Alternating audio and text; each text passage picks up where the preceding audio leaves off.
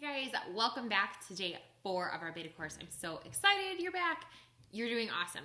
We're going to talk about that. Sometimes when you're working on something, it can feel really overwhelming because you're trying to make all of these changes and you really have to stop and you have to celebrate. You have to.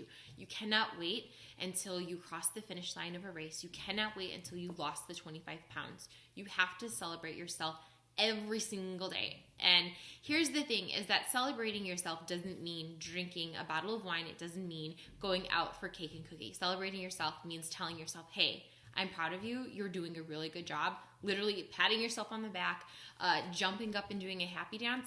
I have a poster in my apartment where I write down celebrations, and something that I just started, something that I realized I need to do this to encourage myself along the way, because if I get to December 31st, and I've been waiting until December 31st to celebrate, I'm going to be kind of miserable on the journey. So you've probably heard that saying before, like it's not the destination, it's the journey. We have a goal. We have a goal, running a race, losing weight, but we want to make sure that we're happy along that journey. If we're cutting out all of the food and trying to be perfect and trying to work out for 90 minutes a day and we're miserable along the way, you're going to get to that last day and just be like, hey, guess what? I'm still miserable. I might have lost 50 pounds, but I'm miserable. So I want you to make sure that you are enjoying the journey, reminding yourself of how hard you work and how awesome you are, because you're really awesome.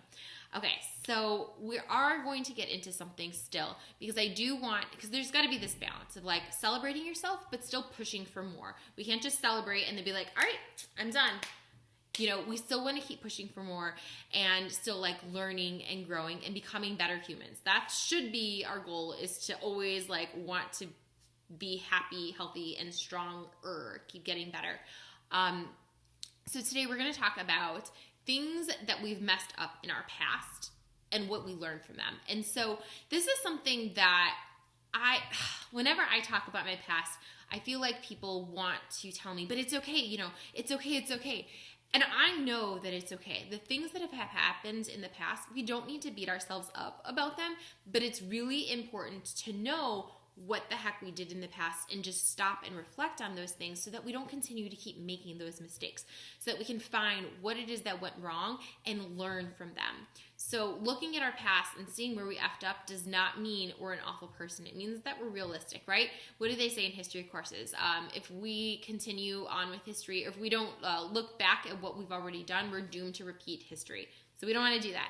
So today we're going to take a look at things that we've tried, why they didn't work, and what we learned from them. So I want to give you some examples of things that I've tried in my past and didn't work. So number one, when I really wanted to lose weight, I started working out with a personal trainer, which is awesome. Like, personal trainers are amazing. They meet you one-on-one. They give you like guided plans, right? So I spent all this money to work out with a personal trainer, and she was amazing. I loved her. But I didn't lose weight. I didn't make any changes in my life. And when I look back and I reflect, like, what went wrong? And it's like, well, a couple things. Number one, I only worked out once a week when I was working out with my personal trainer. So the other 6 days of the week, I was really lazy, sitting around, not doing anything, complaining about how cold it was outside, complaining about how hard it was to get myself motivated to go work out, not really taking ownership of my story and my journey and like what I need to do. The other thing was, I was eating like crap. I was still eating pizzas and cookies and drinking and just like constantly putting all of this awful food in my body all the time. So not just like every once in a while, but like every single day, coming home from work, stress eating, binge eating, just the whole thing. So I was spending all of this money working out with a personal trainer for one time a week, but the other 6 days of the week, I was causing harm to my body. So I never saw success because I didn't take ownership. I just kind of assumed, well, if I'm paying all this money to see a personal trainer, that should solve all my problems. And when it didn't, I put the blame on the personal trainer instead of putting it on myself. And again, I don't need to sit there and beat myself up and make myself feel bad. But like, what I learned from this situation is, if I really want to see a life change, I have to take ownership. I have to do the work, and I have to do it almost every single day instead of just once in a while. If we really want to see change, it's what we do every single day that matters more than what we do once in a while.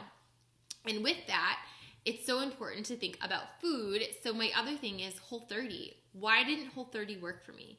Well, Whole30 messed with my mind. When I was doing it, I was great, but I also had this perfectionist mindset, and it was like, if I messed up, then I would binge and I would eat everything. So what did I learn from this? Number one, I can't do something that's all or nothing. That's not the life that I want to live. I do want a life that has desserts and has alcohol and has bread. So instead of doing this all or nothing diet mindset, I really had to learn how to incorporate those foods without going overboard. I don't want a life where I have none of that good food, but I also don't want a life where I'm eating all of that food all the time and making myself feel awful and having health problems because of those foods. So I had to find that balance. And that was, again, on me. Like, I had to take that responsibility and own that that was something that I needed to take the time and energy to. Yeah, is really important. And we're going to start out with celebrating yourself, because anytime you're doing hard work, you want to make sure that you are highlighting the awesome things that you're doing so that you don't always feel like you're not enough.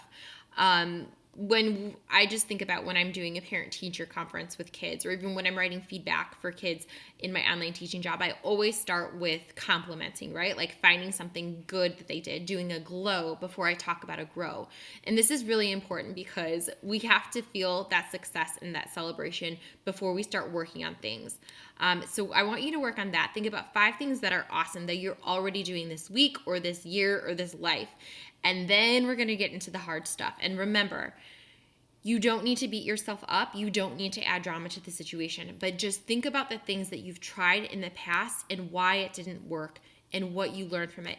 In the book, Jen Sincero's book, she talks about when something bad happens and you messed up, it's awesome because you get to learn from it. And she says, instead of having the temper tantrum, she says to say, this is good that this happened because I learned XYZ. So this is going to be a really powerful PDF here, taking the time to look in your personal past, what hasn't worked and why, and what it is that you learned from it. So I have a bunch of spots for you there. All right, guys, take care.